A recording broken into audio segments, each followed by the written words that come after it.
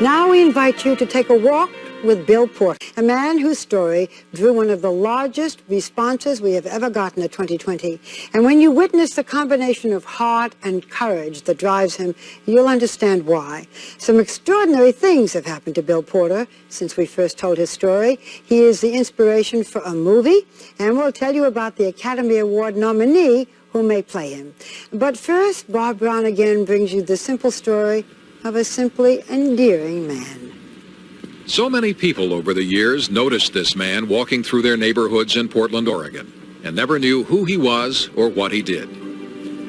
We have horrible, long, dark winters, and you'd see him on these terrible rainy days crossing these busy roads, and then I actually never knew who he was. I thought, what is that man doing? He was carrying a briefcase, wearing a tie, with his shirt cuffs neat and his shoes shined, and his gaze fixed on the houses ahead of him. What he was doing was selling household products door to door for the Watkins Company. His name is Bill Porter, and because the sight of a door-to-door salesman is growing rare in this age when people are reluctant to open their doors to strangers, a reporter for the Portland Oregonian named Tom Holman thought there might be a story in it. So I called him, and he was adamant, no story.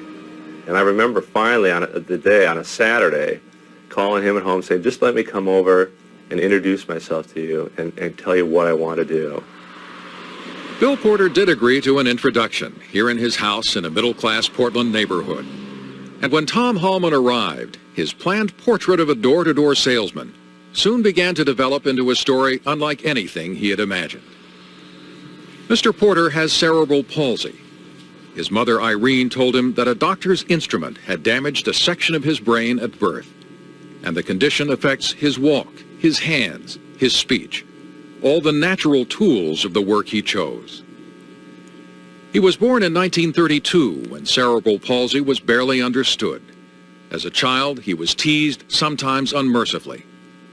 His father died when he was still young, and when others sought to discourage him as he grew old enough to work, his one unwavering source of encouragement was Irene Porter. Tell me a bit about your mom. What would she say to you? She inspired me to go ahead. Her inspiration kept him going when voice after voice told him there was no work he could handle. You'd go to the employment agency day after day. Yeah, day after day. But nobody would hire me. When Bill was growing up, people looked at kids like that as retarded, that there was no future for them. And the state told Bill he was unemployable and he should collect disability payments. And his mother believed in this kid. My mother told me I could do what I said I have to do. And if his ambition was to sell products door to door, so be it. One of the places where he applied for work was the Watkins Company, which sells household products ranging from detergents to spices. Bill had already been rejected by the Fuller Brush Company, and Watkins didn't want to hire him at first either. But he finally convinced them to give him the worst territory they had in Portland, the one that nobody else wanted. They had nothing to lose by it, and it began a string of connections that involved hundreds of lives and changed a few of them.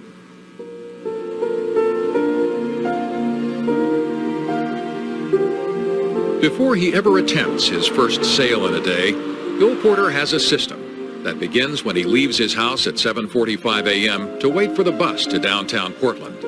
He can't drive, and because he has limited use of one hand, he can't tie his shoes or button his collar and shirt cuffs.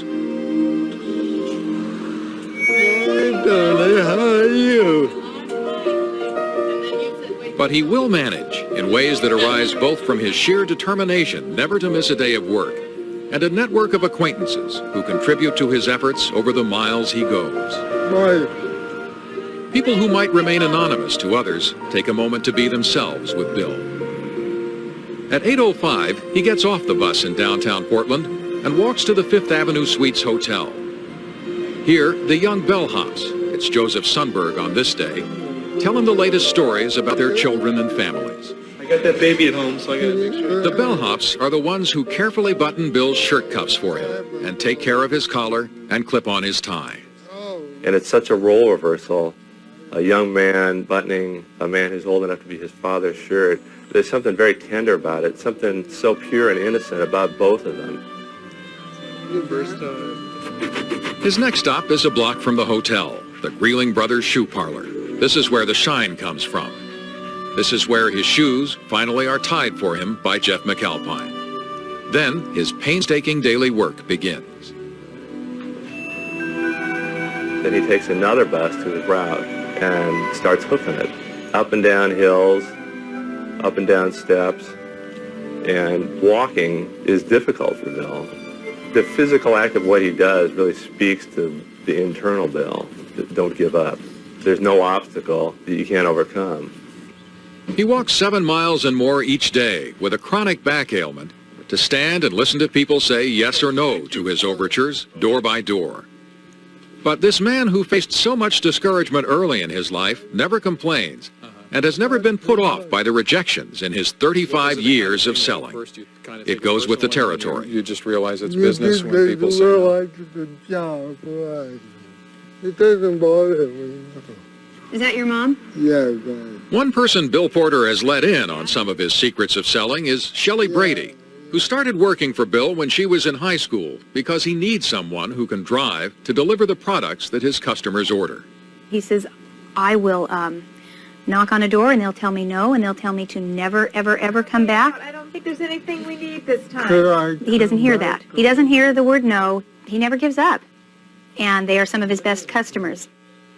This stop is at Janet Brown's house. Bill doesn't carry a display case, but he does carry pictures of his products that he has mounted carefully in plastic pages. Is that where it comes in two packages? No, you can buy them individually, He doesn't leave without me buying something. like Creole I haven't tried too much Creole. He's got it figured out. He just keeps showing me things until I find just the right thing. I'm going camping, so I think I better get some insects. His customers fill out their own order forms for him before he's off again. Bye-bye. People don't buy from Bill because they feel sorry for him. If they did, I think they would buy once and that would be the end of it. But he's selling to second-generation Portland people. Why don't you give me 2 of those? This one here's the new one. I've been buying from Bill Porter for 27 years. 27 years. 2 previous addresses and now this one. Won't take no for an answer, and he's always able to sell products. If you had your case here and were going to show me your product line, where would you start with me? with the laundry detergent. And why would I need some? It's very highly concentrated. Highly concentrated in... I go about 3 times longer than the kind you buy in the store for the same amount. So it'll take the gray out of my clothes, too. Oh, yeah.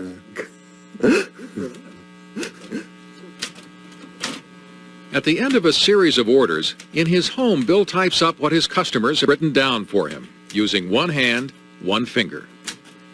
If needed, he will type intricate directions to each house, so Shelly Brady will know exactly where to deliver the products by car. How long does it take to type the orders? 13 hours. 13 hours. 13 hours. He types with one finger what you and I could do in an hour. And when I would offer to do that, he would tell me, oh, you're busy, and this is the way I do it. Why don't you just let Shelly type the orders? Oh, my God. Shelly had 5 children of her own, and she has her hands full with them. So you're going to type the orders? Yeah, I'm going to type them. Through all the years of work, Bill continued to live with his mother until she fell ill in the late 1980s and underwent a personality change because of Alzheimer's disease. In its first stages, she went through a complete turnabout, and this woman who had inspired his career would beg Bill not to leave the home to work. It was one of the hardest times in his life. Well, I had to go to work. You had to go to work? I had to go to work to pay the bills. And then you would come back home? And then she didn't speak to me when I got back home for about an hour and a half, because she still remembers what I did to her. Bill tended his mother faithfully at the end of each day until she died under nursing care in 1989. He says he thinks of her still, just as if she were here in the home. We got some strawberry shortcake for you, Bill. Shelly Brady visits him often. Since first working for Bill in high school, she has grown up, gotten married, and become the mother of 5 children. She helps him keep things up, and her kids look on him as a kind of grandfather. What do you guys say? Kevin said sorry. And whatever happened to the story Tom Hallman found when Bill Porter finally agreed to meet with him here? Well, in November of 1995, Hallman's story was published in the Portland Oregonian. And then, this man that people had noticed but never known became a name and a face and an inspiration. I received hundreds and hundreds of letters, faxes, and phone calls, and not just letters saying, nice story, but poignant letters from people who are grown now, who remember him when they were children, who had teased him on the bus, or who had hidden when he came to their door. One man called, and he said he was one of the young boys, when he was young, who made fun of Bill Porter. And he was in tears. He said, would you buy $250 worth of Watkins products and give it to some needy families and let Bill get the commission? And tell Bill I'm sorry. How are you? I'm fine. How are you? Bill's reaction to the letters that came in was to say his mother would have been proud. He faces each day just as he did before. The people may change, but the system he's devised works from this first mile on. As a man who sometimes gently relies on others, he is most of all a source of strength, because what he believed he could do, he did, and all the voices in his life that told him no were silenced by the whisper of his will. He hardly ever takes vacations, sticks stubbornly to the order he has established, and rain or shine, will walk his 7 or more miles a day, often painfully, for around $300 a week, never complaining, noticed in passing from the windows of homes and cars, neatly dressed, moving on. He is one of the last of his kind, so take a good look at him. I think all of us want to think we have a little bit of Bill Porter in us. That's one of Bill's great features, is he's a man really unspoiled by the times. I know. Take care. This was a man from a different era, working in a world that really didn't need a man like Bill Porter. But what the world needs is not what Bill Porter is selling, but Bill Porter himself. We need a few more Bill Porters. Well, I think, Bob, everyone wants to know what happened after you finished this piece. Well, around the time we were taping the story, Bill was struck by a car, and as he recovered from the accident, he had to stop selling door to door. But he did continue to sell by phone, and the response from viewers to him continued to grow out of all proportion, I think, to what anybody could have imagined, largely because of the inspiration that people drew from him. From individual customers to audiences in the thousands, Bill Porter has been honored from coast to coast. A year ago at the Kennedy Center in Washington, then Senator and astronaut John Glenn brought Bill up to receive an award from the National Council on Communicative Disorders. A true American hero, Bill Porter. And throughout 1999, Bill Porter saw even more standing ovations. He and Shelly Brady, the friend who used to deliver his products for him, have appeared to speak at a dozen large companies this year. One renamed its Salesman of the Year award the Bill Porter Award. Friends helped him open a website, www.billporter.com. And a movie about his life is now under development, with an actor who was an Academy Award nominee, William H. Macy, designated to play Bill Porter on screen. A movie, personal appearances, a website. Sometimes celebrity throws everything out of balance. But in the case of Bill Porter, who is now 67 years old, it has assured him a retirement, and it doesn't seem to have spoiled anything. He earned his rewards the old-fashioned way. He worked for it. So, Bob, how is Bill going to spend tonight, Christmas Eve? Tonight, Bill is with Shelly Brady and her husband and their 5 children spending Christmas Eve, and I understand she has a 6th on the way to increase the party next year. They think of him rather like a grandfather, don't they? They do, very much so. Well, we wish them a very happy Christmas. And when we come back, for all of you, a special musical ending to mark this wondrous night. Stay with us. And our final Peabody Award today goes to Door to Door, based on the life of Bill Porter. His story is much more than personal achievement or inspiration. It is a lesson, reminding us that every life we touch is precious.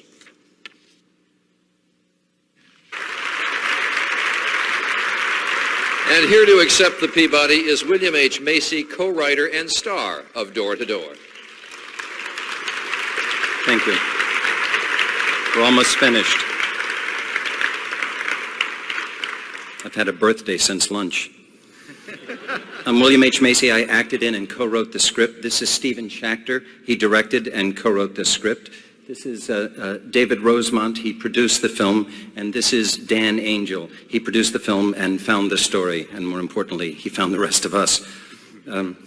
Door to Door appears to be an affliction movie, but it's not. It's a movie about a man who takes a simple job and does it so well, is so committed to it that he inspires everyone he comes in contact with. Bill Porter inspired us too, and we loved telling his story. Thank you to TNT, thank you Johnson & Johnson, and thank you to the Peabody Committee. Go you Bulldogs.